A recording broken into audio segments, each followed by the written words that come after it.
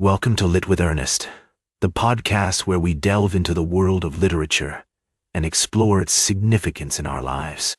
Today, we're going to discuss a fascinating work that has been overlooked by many readers, Rules of Civility and Decent Behavior by George Washington.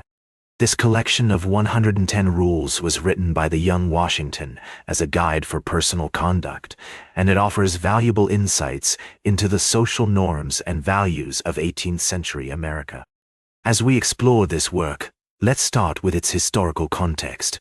Written in 1744, when Washington was just 14 years old, Rules of Civility and Decent Behavior reflects the cultural and social influences of his time. The rules are based on a French book of etiquette, and they provide guidance on everything from table manners to interactions with others. But what makes this work significant is its relevance to our understanding of American literature and culture. From a literary perspective, Rules of Civility and Decent Behavior relates to the tradition of conduct books, which were popular in the 18th century. These books offered advice on how to behave in various social situations, and they reflect the values and norms of the time. Washington's rules are notable for their emphasis on courtesy, respect, and self-control, values that were considered essential for a young gentleman. One of the key literary concepts that comes into play when analyzing Rules of Civility and Decent Behavior is the idea of performativity. This concept, developed by critics like Judith Butler, suggests that our identities are performed through our actions and behaviors. In the case of Washington's rules, we see how he performs his identity as a young gentleman through his adherence to these codes of conduct. For example, Rule 1 states, "Every action done in company ought to be done with some sign of respect to those that are present." This rule highlights the importance of considering others in our actions and demonstrates Washington's understanding of the social norms of his time. Another literary concept that is relevant to our analysis is the idea of cultural capital.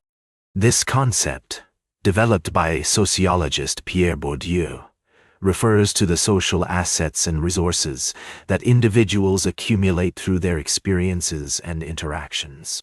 In the case of Rules of Civility and Decent Behavior, we see how Washington's rules reflect his own cultural capital, his understanding of the social norms and values of his time. For example, Rule 23 states, "When you see a crime punished, you may be inwardly pleased, but always show pity to the suffering offender." This rule demonstrates Washington's awareness of the social norms surrounding justice and punishment. As we analyze Rules of Civility and Decent Behavior, it's also important to consider its cultural impact.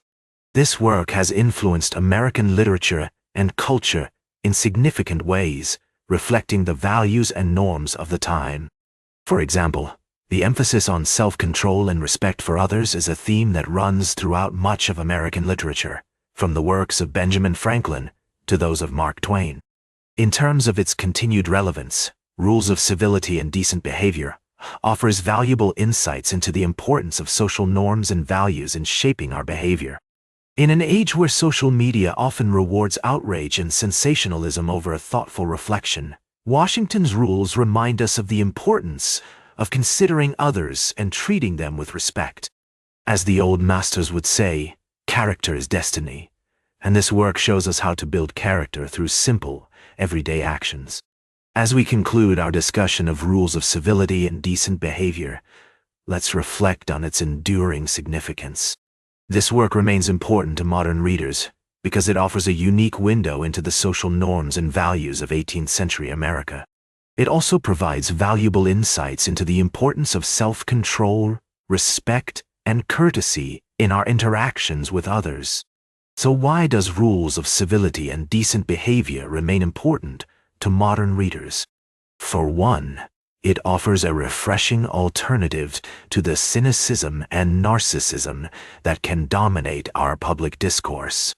Thanks for joining me on this journey into the world of Rules of Civility and Decent Behavior by George Washington. If you're interested in learning more about this fascinating work, I encourage you to check out some of the resources we've listed on our website. And if you have any thoughts or reflections on Washington's rules, please share them with us on social media using the hashtag #LitWErnest. Like this episode, if it hit true. Share it if you respect honest talk about books. Subscribe because we'll do this again. This is Ernest, signing off.